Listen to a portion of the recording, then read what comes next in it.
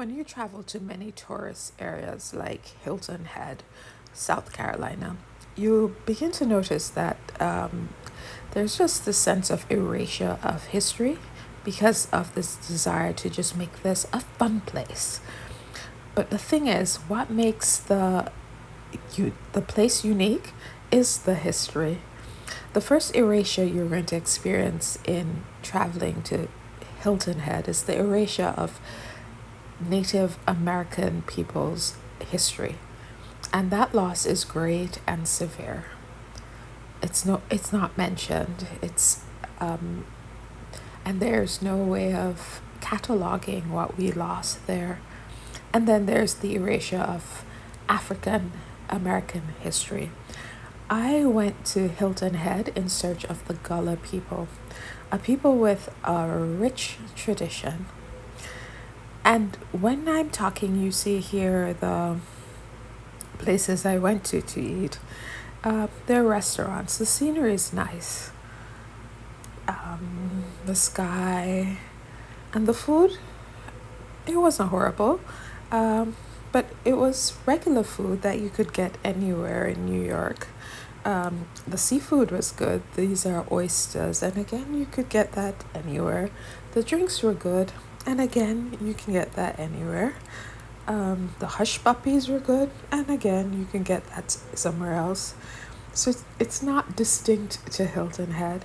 What is distinct to Hilton Head is their history, and that's the thing here that is being erased.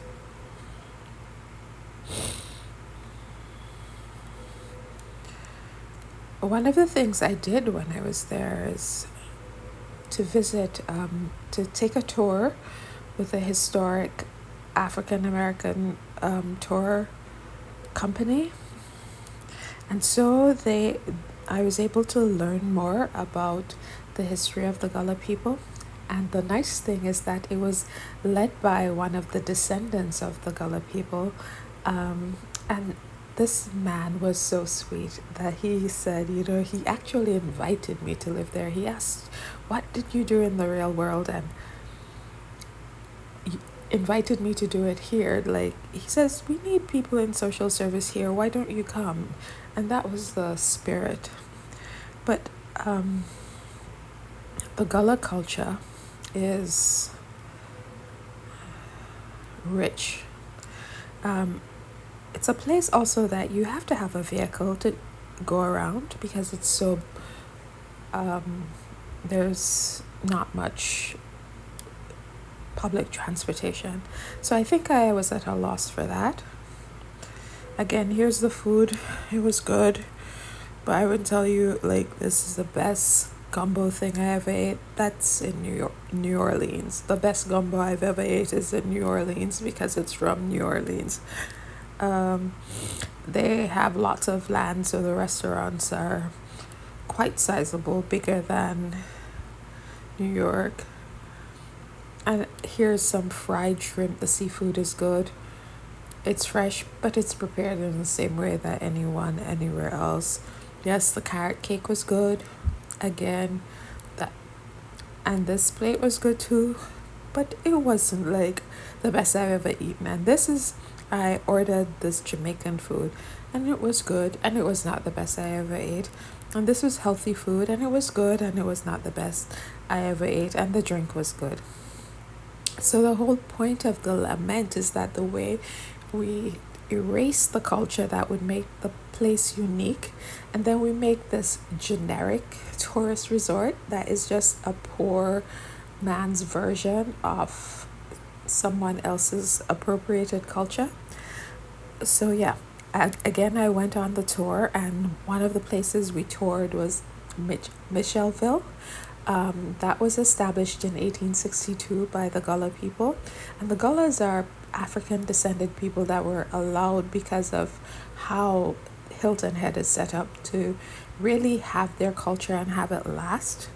And Gullah people, the Mitchellville settlement came right after emancipation.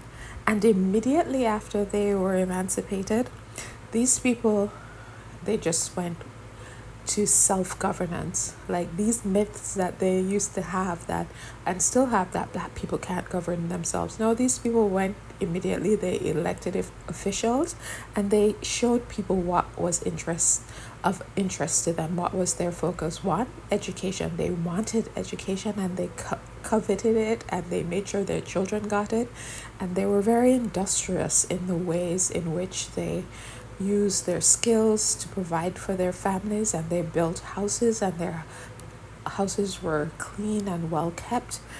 So you saw an insight, and this was into their lives, and it belied the stories that were told to maintain slavery. Like, black people are so infantilized that they're always going to need someone to govern them. No, these people said, you know what, we can govern ourselves. So I think this is what happens when we make sure that the history of a place is a part of the place. Then we get what is truly unique about the place and what is life-giving. I would never leave New York City to go say, let me go eat some food in Hilton Head. I would never leave New York City or the beaches of the world to say, let's go to the beach in Hilton Head, because that's not what is great. I will leave to go learn about the Gullahs there, because that is unique. So yeah, keep history relevant, because it may not feel like it's serving a purpose, but it does. It's what makes the thing unique and worth visiting. So like, comment, subscribe. Thank you.